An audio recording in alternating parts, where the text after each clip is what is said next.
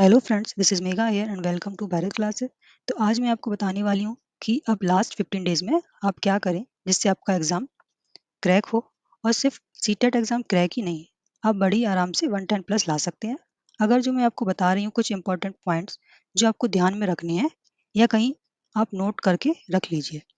देखिए, ये सिर्फ आपका क्वालिफाइंग एग्जाम है, किसी से यहाँ पे आपका कोई कंपटीशन नहीं है, ओनली आपका खुद से ही कंपटीशन है। मतलब आप 90 मार्क्स लाए तो आप एग्जाम क्रैक कर लेंगे, लेकिन जब आपके 110 प्लस आते हैं तो ज़्यादा खुशी मिलती है।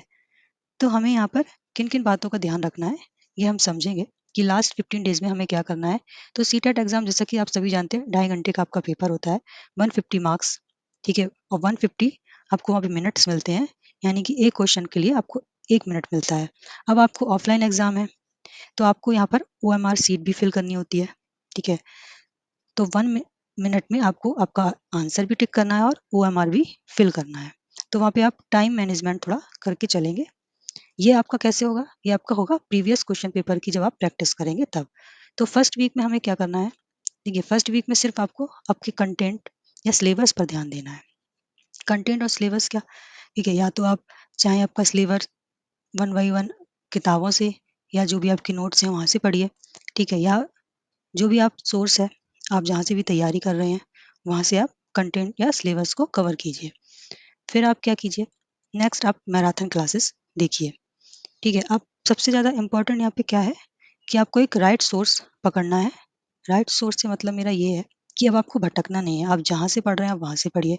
अब आप कुछ सर्च मत करिए नया कि आप ये भी वीडियो देख ली, वो वीडियो देख ली, आप यहाँ पर जाएं, कुछ क्लासेस आपने किसी चैनल पर देखी, कुछ क्लासेस आपने किसी चैनल पर देखी। अब आप ये मत कीजिए, क्योंकि आपके पास इतना टाइम नहीं है। आप जहाँ से पढ़ रहे हैं, आपको जहाँ से समझ में आता है वहीं से आप पढ़िए और वहीं से आप मैराथन क्लासेस देखिए।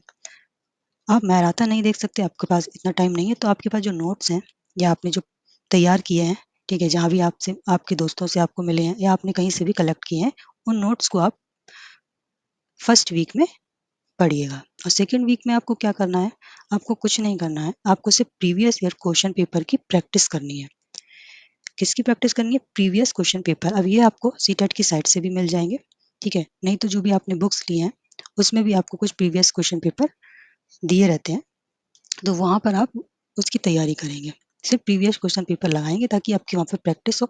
और टाइम मैनेजमेंट करके चलेंगे, आप एक टाइमर लगा लीजिएगा और देखिए आप कितने टाइम में उन क्वेश्चंस को कर पाते हैं। अब यहाँ पे एक OMR सीट की भी आप प्रैक्टिस कर लेंगे, जो सीटेट वाली ही होगी। कोई अदर OMR सीट को फिल मत करिएगा, जो भी सीटेट वाली OMR सीट रहेगी वो आप यहाँ पर फिल कीजिए। ज़्यादा होगा उसका लिंक मैं आपको डिस्क्रिप्शन बॉक्स में प्रोवाइड करा दूंगी। ठीक है, अब यहाँ पे आपको नेक्स्ट क्या करना है? सिर्फ रिवीजन करना है, आपको कुछ नहीं करना, आपको नया कंटेंट नहीं पढ़ना है। ठीक है, जो भी आपने पढ़ा है उसको आप रिवाइज कीजिए। ठीक है, रिवीजन बहुत इंपॉर्टेंट है। आपने बहुत कुछ पढ़ लिया है लेकिन आपने उसको रिवाइज नहीं किया तो आप कभी भी याद नहीं रख पाएंगे। अब नेक्स्ट क्या है? नेक्स्ट है आपका some point to be noted. Right source, right source वही मैंने आपको बता दिया, जहाँ से भी आप पढ़ रहे हैं, जहाँ से भी आप तैयारी कर रहे हैं वहीं से करेंगे। कोई भी चीज़ नई सर्च नहीं करेंगे क्योंकि आपके पास इतना टाइम नहीं बचा है। जो भी आपने पढ़ लिया है वो इनफ है। अब उसकी आप जो भी है रिवीजन करिएगा। ठीक है, और जहाँ से भी आप तैयारी करें वहीं से करिएगा, कुछ भी नया सर्च करने की कोशिश मत कीजिए। ठीक है, अब सेकंड क्या है? Negative marking. देखिए, सीटेट एग्जाम में निगेटिव मार्किंग होती नहीं है। 150 नंबर का आपका पेपर होता है, वहाँ पे 150 ही आपको मार्क्स मिलते हैं। ठीक है, तो कोई भी क्वेश्चन आप छोड़कर नहीं आएंगे, सभी क्वेश्चंस को अटेम्प्ट करेंगे। इनकेस आपके पास टाइम नहीं बचता है, आप टाइम मैनेजमेंट नहीं कर पाते हैं, तो आप अपनी OMR सीट को पूरा फिल कर आएंगे। ठीक है, कोई भी क्वेश्चन को छोड़कर नहीं आएंगे, क्योंकि एक बार आपका एग्जाम क्वालिफाई हुआ तो वो लाइफ टाइम के लिए वैलिड है। ठीक है, अब आप ये मत सोचिए इस बार नहीं हुआ तो हम नेक्स्ट टाइम करेंगे। आपको इसी बार एग्जाम को क्लियर करना है, क्योंकि बहुत सारी टीचिंग वैकेंसी आती रहती हैं। तो आपको उस वहाँ पर सीटेट आपका कंपलसरी है, तो सीटेट को आप क्लियर करके रखिए।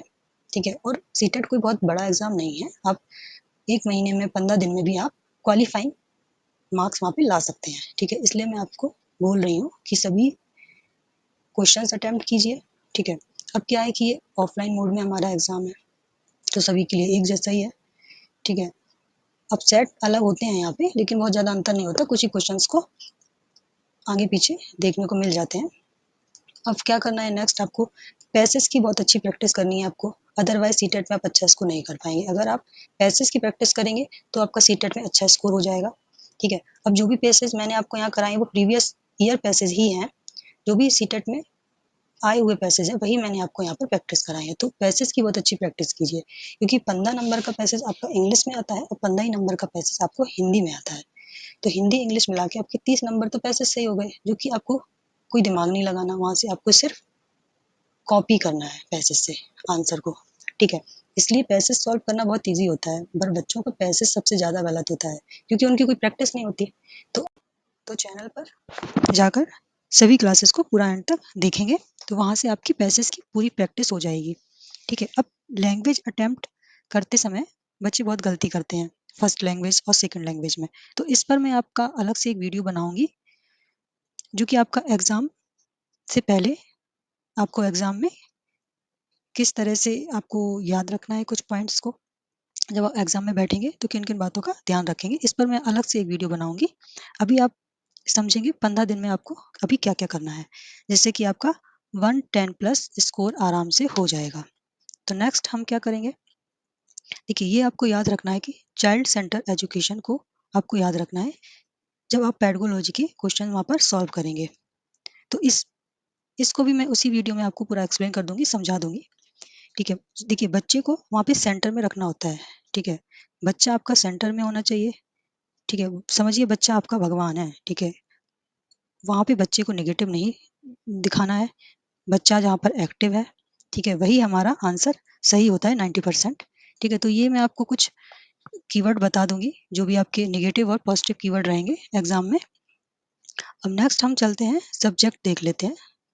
तो सब्जेक्ट हमारे first GDP, second Hindi, second और थर्ड आपका इंग्लिश, फोर्थ आपका ईवीएस, फिफ्थ है आपका मैथ और सिक्स है आपका जो भी एसएसटी और साइंस, जो भी आपका सब्जेक्ट रिलेटेड रहेगा। तो ये तीन तो आपके कॉमन ही है, सेकंड पेपर में भी सीडीपी हिंदी इंग्लिश, ठीक है, जो कि आपकी सीडीपी 30 नंबर की, हिंदी इंग्लिश ये आपके 90 नंबर तो कॉमन है फर्स्ट और सेकंड पेपर में। अब यहाँ पे आपका सेकंड पेपर में क्या है, ईवीएस नहीं होता, वहाँ पर आपका सब्जेक्टिव होता है। तो ये आपका सब्जेक्ट है, ठीक है। अब अगर आप साइंस से हैं तो आपकी साइंस और मैथ होगी वहाँ पे, और अगर आप आर्ट से हैं तो वहाँ पर आपका एसएसटी हो जाएगा। तो ये आपको याद रखना है।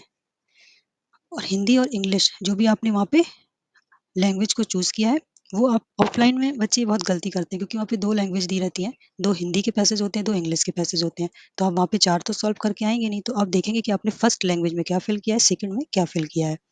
तो इस पर मैं आपको एक अलग से वीडियो लेकर आऊँगी। अगर आपको आज की वीडियो इन्फॉर्मेटिव लगी हो, ठीक है, तो वीडियो को लाइक कीजिए, दोस्तों के साथ शेयर कीजिए और चैनल को सब्सक्राइब कर लीजिए।